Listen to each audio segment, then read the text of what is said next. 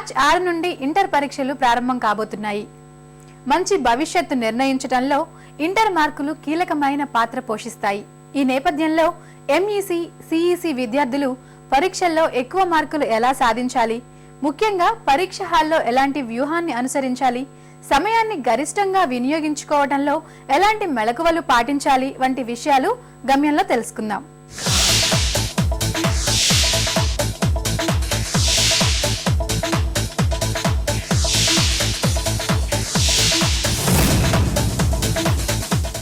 MEC students కావచ్చు, CEC students కావచ్చు, ఏ హోప్తో అయితే అంటే ఫ్యూచర్లో ఏ కోర్స్ని అయితే ఎంచుకుందామని ఈ గ్రూప్ ఇక్కడ ఆప్ట్ చేసుకున్నారో ఆ కోర్స్కి ఫ్యూచర్లో వాళ్ళు చేయబోయే ప్రొఫెషనల్ కోర్సెస్కి అకౌంట్స్ అండ్ కామర్స్ అనేది చాలా చాలా ఇంపార్టెంట్ సబ్జెక్ట్ అండి.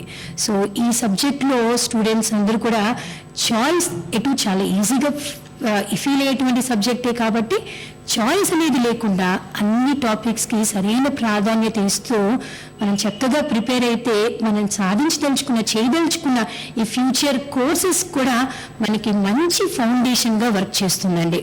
ఎంఈసీ కోర్స్లో ముఖ్యంగా 3 సబ్జెక్ట్స్ ఉంటాయండి: మ్యాథమెటిక్స్, ఎకనామిక్స్ అండ్ కామర్స్. ఈ మ్యాథమెటిక్స్ పేపర్ వచ్చేసరికి ఎంపీసీ విద్యార్థులు ఏ క్వశ్చన్ పేపర్ అయితే రాస్తారో ఎంఈసీ విద్యార్థులు కూడా అదే క్వశ్చన్ పేపర్ ఆన్సర్ చేయాల్సి ఉంటుంది. ఈ మ్యాథమెటిక్స్ క్వశ్చన్ పేపర్లో మొత్తం 3 కేటగిరీస్ ఆఫ్ క్వశ్చన్స్ ఉంటాయి.